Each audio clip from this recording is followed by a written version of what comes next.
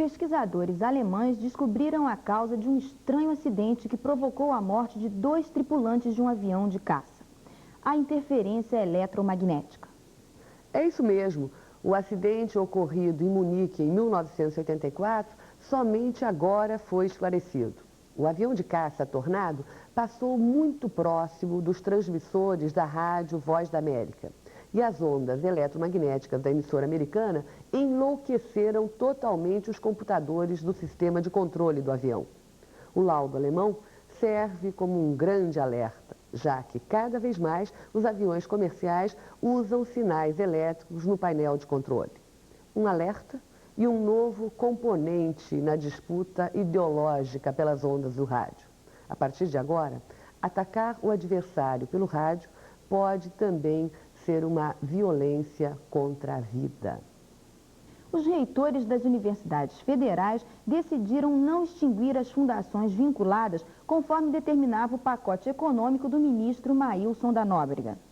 A decisão adotada numa reunião de conselho de reitores tem por base o argumento de que os reitores não têm, juridicamente, o poder de acabar com as fundações.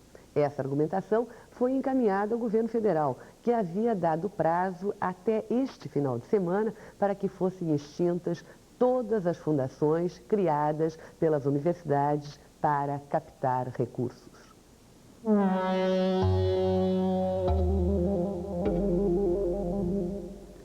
Terça-feira, no Rio, o Ciência às 6h30 discute Graciliano Ramos, Memória e Ficção.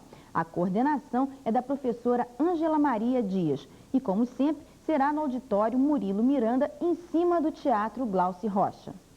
No mesmo dia, só que em Brasília, às 8 da manhã, um debate atual, ecologia. E o tema? O que estamos fazendo da Terra? Genebaldo Freire, do CNPq, coordena. Vai ser no auditório do Colégio La Salle. Não ser escravo é ser livre? Mais do que uma indagação, este é o tema do debate que a professora de História, Elga Piccolo, faz no Ciência, às 6h30 de Porto Alegre. Terça-feira, no auditório da Faculdade de Ciências Econômicas da Universidade Federal do Rio Grande do Sul. No Acre, na sexta-feira, o tema é Raça e Cultura, com Murilo Lima e Ana Vidal, às 9 da manhã, na Universidade Federal do Acre.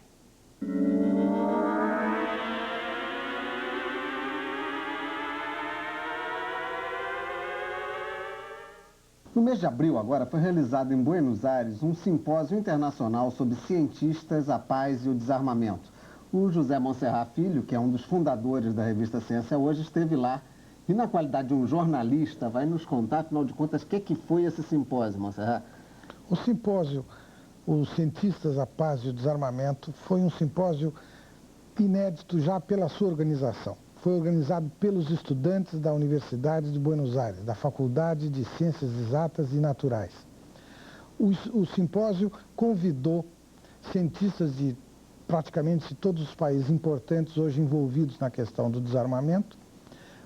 Conseguiu até ter como presidente honorário do simpósio o presidente Raul Alfonsin e teve o apoio do Ministério de Ciência e Tecnologia da Argentina, embora muitos dos argentinos que tivessem se apresentado nesse simpósio tivessem levantado dúvidas e até críticas com relação a certos aspectos da política nuclear da própria Argentina. Bem, aí é que pega a questão. No caso brasileiro, até também há muita crítica, às vezes, ao programa nuclear brasileiro. Recentemente houve até um acerto, né, entre os cientistas dos dois lados. Como é que isso se refletiu lá? Durante o simpósio, os cientistas brasileiros, físicos brasileiros e argentinos se reuniram à parte e decidiram fazer uma série de recomendações. A principal recomendação é a seguinte: deve-se formar no Brasil e na Argentina comissões independentes, técnicas, de profissionais do ramo, para acompanhar a realização desses projetos nucleares com o fim de impedir que eles sejam desviados para qualquer projeto, para qualquer plano de caráter militar. Bem, e no aspecto mesmo dessa atividade, tentar impedir, mas o cientista que for contratado, como é que ficou? Essa questão ética foi discutida também? Essa questão ética eu diria que foi o centro do simpósio. Os cientistas, as pessoas que organizaram, os cientistas que organizaram Os estudantes que organizaram esse simpósio estão preocupadíssimos com a questão da posição do cientista diante da utilização da ciência para fins destrutivos. O cientista deve deixar de ser uma pessoa neutra. A ciência não pode ser neutra. A ciência, na era nuclear espacial, a ciência deve escolher o caminho da paz e não o da guerra, porque a ciência é hoje o elemento principal a conduzir na construção dos elementos principais da guerra. Nesse sentido, como é que poderia ser possível, talvez fazer cabeça dos cientistas, mas o cientista que trabalha num laboratório como é que seria? Bom, primeiro, o representante americano, o professor Stone, que é presidente da Federação Americana de Cientistas, fez um apelo dramático à politização dos cientistas. Ele diz que os cientistas devem fazer política, devem arranjar um jeito de dividir sua vida entre o laboratório e a política, porque fora da política não vão obter os resultados de caráter civil, ou seja, os resultados políticos que se fazem necessários nessa luta.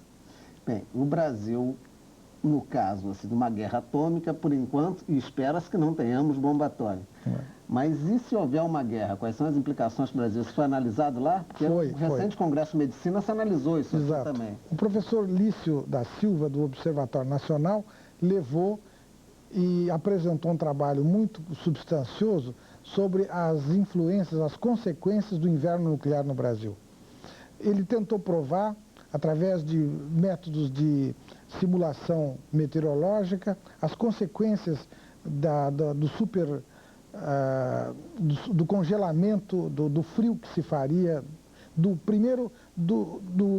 quente que seria, e depois do frio que seria o resultado de uma nuvem de radioatividade que forçosamente, imediatamente, chegaria ao hemisfério sul, atingindo o Brasil nas suas partes principais, a começar pela Amazônia. A questão da Amazônia, nessa questão do inferno nuclear, do inferno, é inverno, mas eu disse o certo, é fundamental. A Amazônia sofreria um impacto incalculável. Eu até faria um apelo, através do seu programa, para que os estudantes de ciência no Brasil, os cientistas, se incorporem também a essa grande luta internacional que hoje empolga os cientistas dos principais países. Basta dizer que, com relação à Guerra das Estrelas, por exemplo, 10.000 cientistas americanos assinaram um compromisso de não emprestar sua inteligência para a construção daquelas armas que constituem o sistema Guerra nas Estrelas.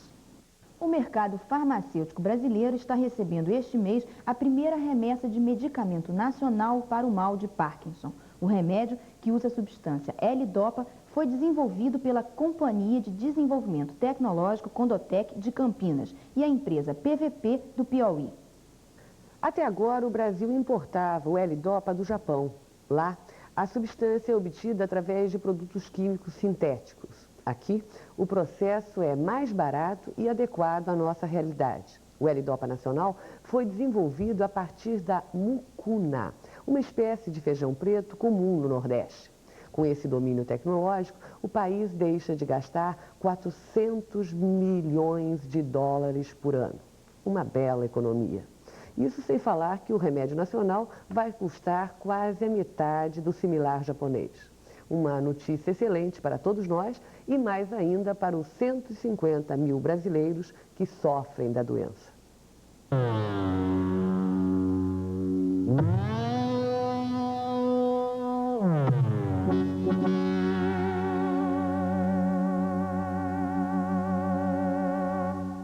O Brasil possui aproximadamente 250 espécies de cobra. Nem todas são como essa aqui, a boipeva, uma espécie inofensiva e não peçonhenta.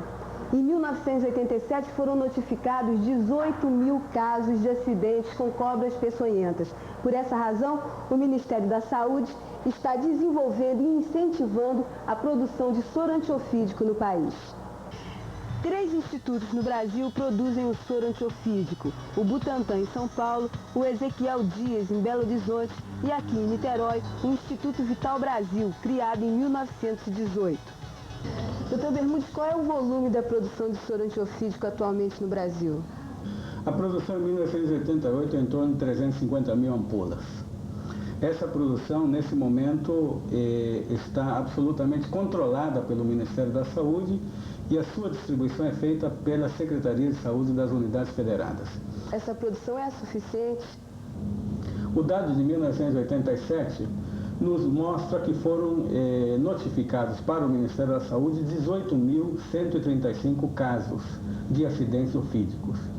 Esses 18.000, se nós formos considerar uma média de 7 ampolas por tratamento, daria em torno de 140.000 ampolas de necessidade para o país, de tal maneira que esse número nos mostra que é suficiente. O processo de produção do soro antiofídico começa aqui, neste serpentário, onde é extraído o veneno da cobra. Aníbal, que cuidados você tem que ter com a cobra e com você mesmo na hora de extrair o veneno? Bom, a gente é fundamental manter a cabeça do animal bem presa e tentar não machucar a boca dele, que é uma parte muito vulnerável e muito propensa a pegar infecções.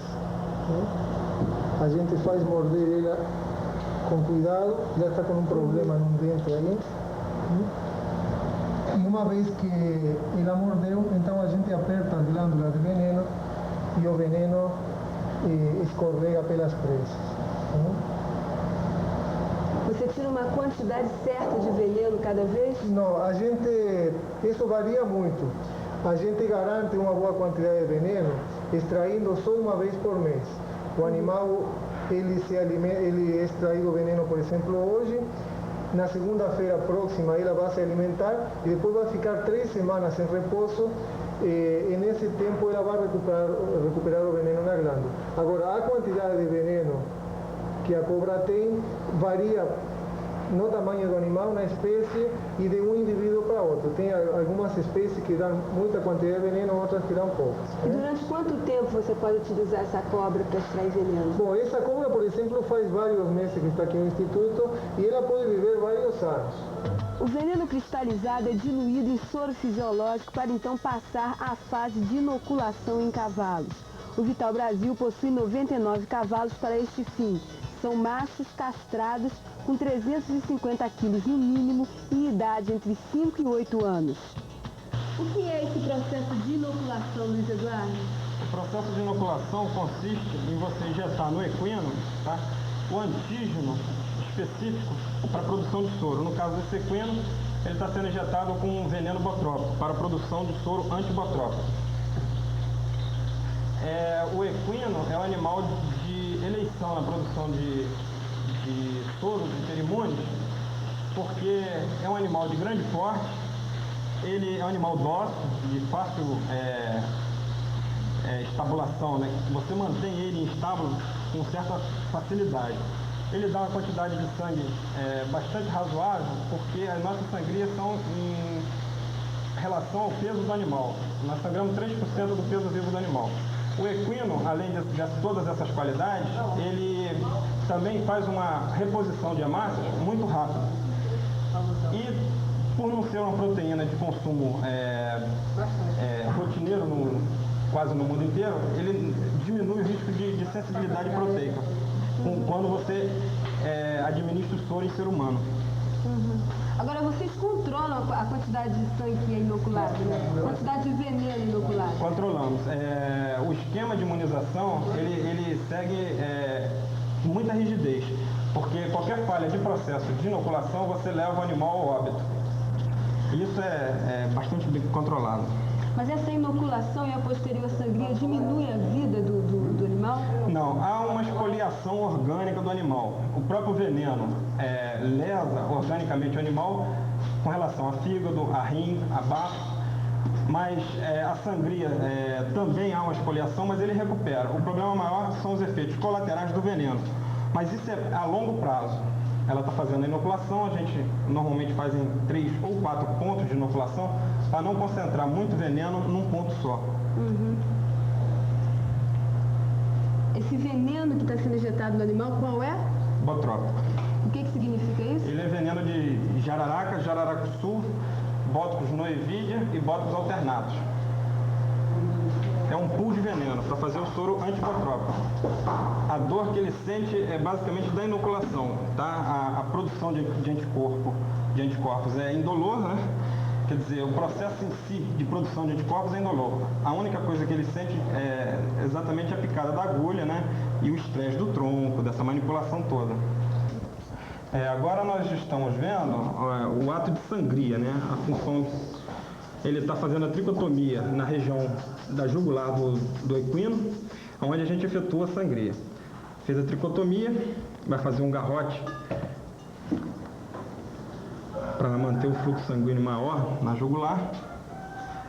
Esse cavalo ele foi imunizado com veneno botrópico e pela sangria exploratória que nós fizemos, ele já está com título suficiente para sangria, o título mínimo suficiente para sangria. Quer dizer, 1 ml do plasma desse cavalo está neutralizando pelo menos 3 mg de veneno botrópico.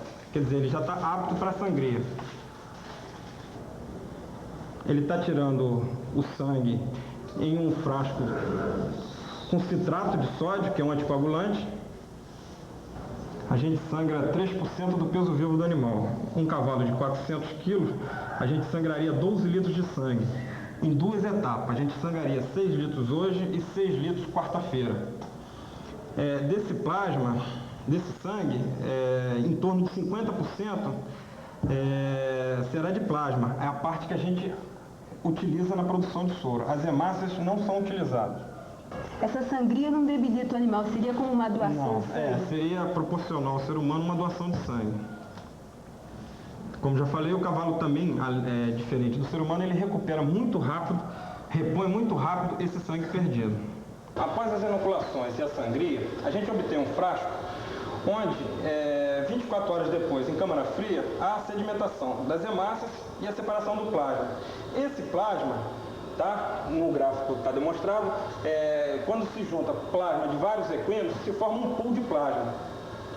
Esse pool de plasma sofre uma diluição de 1 volume de plasma para 2 volumes de água deionizada a pirogênica. Essa diluição tem a finalidade de diluir o teor proteico desse plasma para a gente obter em torno de 4% de proteína.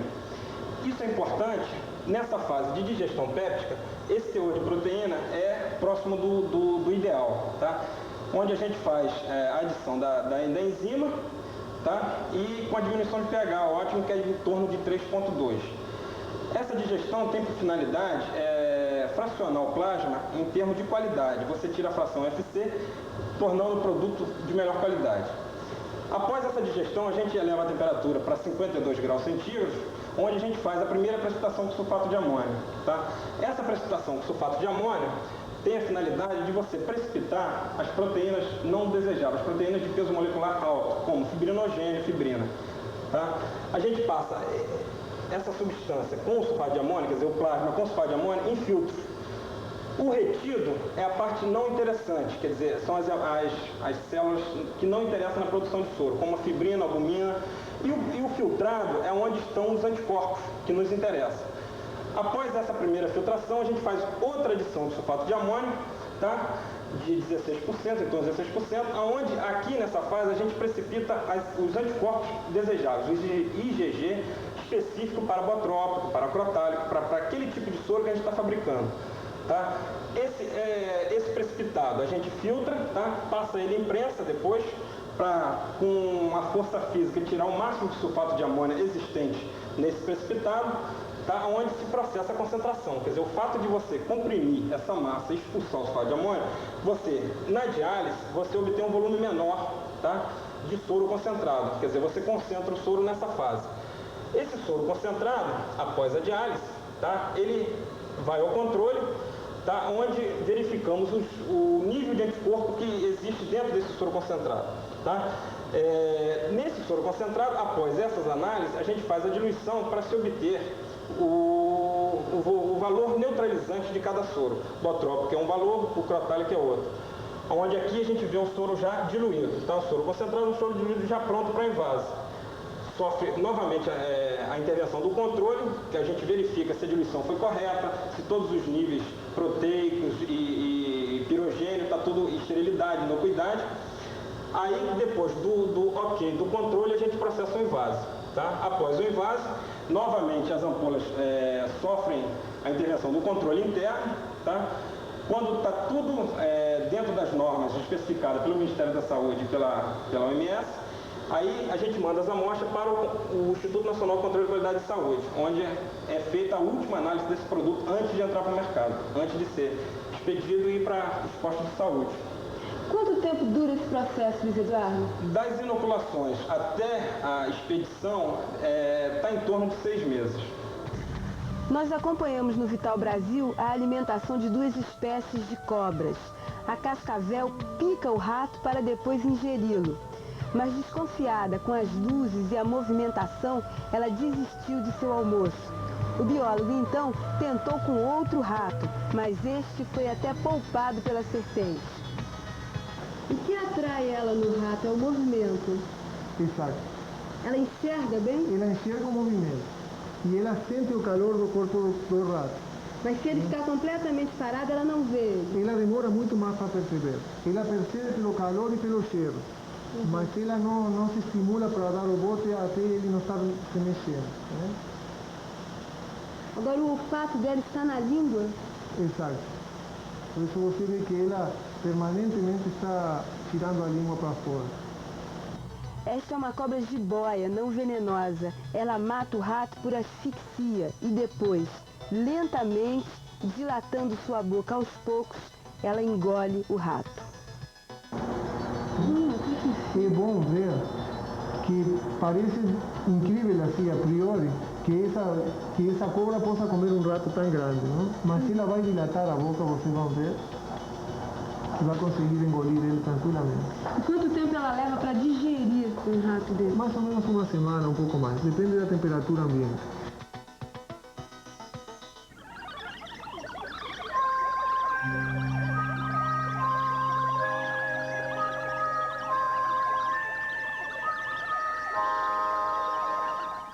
Pesquisadores e especialistas em saúde pública podem participar do Encontro Internacional dos Trópicos que vai acontecer de 6 a 8 de julho na França. Os selecionados para representarem as universidades brasileiras vão ter passagem e estadia pagas pela Fundação Internacional dos Países Tropicais, organizadora do encontro.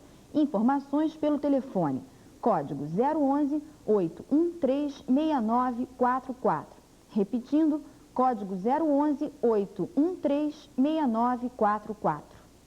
Em São Paulo, de segunda a quarta, acontece um simpósio sobre odontologia e saúde pública. A promoção é da Companhia de Tecnologia de Saneamento Ambiental, CETESB, e os interessados podem obter informações através do telefone código 011 210 1100. Repetindo, código 011 210 1100. Terça-feira começa no Rio de Janeiro o curso A Modernidade em Questão, Continuidade e Rupturas. Gilberto Velho, Carlos Henrique Escobar e José Guilherme Merquior são os professores do curso que vai até junho. As aulas vão ser às terças e quintas, às 6h30, no Fórum de Ciências e Cultura da UFRJ, na Praia Vermelha.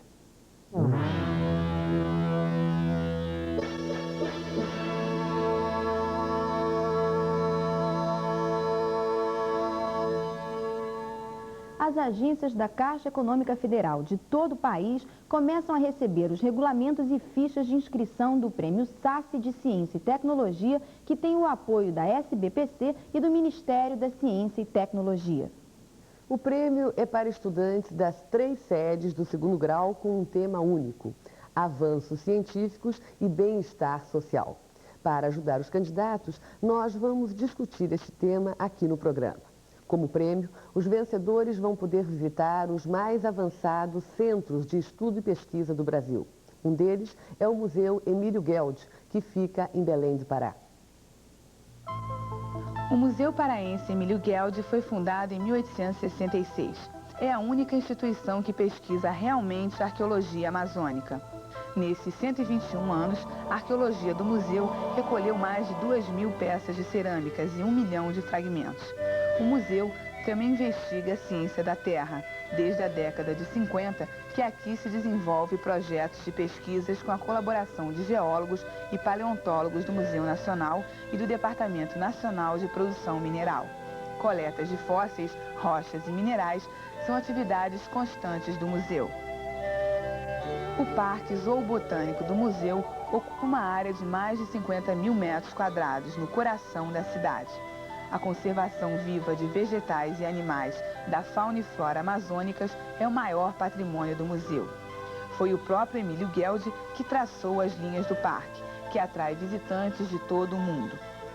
A cada ano, 400 mil pessoas entram no parque para ter contato com o mais completo livro de história natural aberto para a cultura e o lazer. O visitante pode ver de perto animais em extinção, como o ararajuba e o peixe-boi. Aqui, a Vitória Régia ocupa um lugar de rainha. A maior flor das Américas continua revelando o exotismo selvagem do norte do país. As aves amazônicas formam uma das coleções mais raras do museu. As peças foram recolhidas ao longo de 80 anos. Conhecida em todo o mundo, a coleção é ponto de referência para um estudo completo sobre as aves. O futuro já é presente no Centro de Documentação e Informação da Amazônia. O acervo da biblioteca começou a ser montado pelo próprio Emílio Gueldi, que conseguiu livros datados de 1500. Passado e presente se unem em informática para guardar para as gerações futuras o fruto de um trabalho de mais de um século. Tudo o que se conhece na Europa ou nas Américas da realidade científica dessa região sai daqui, do Museu Paraense Emílio Gueldi.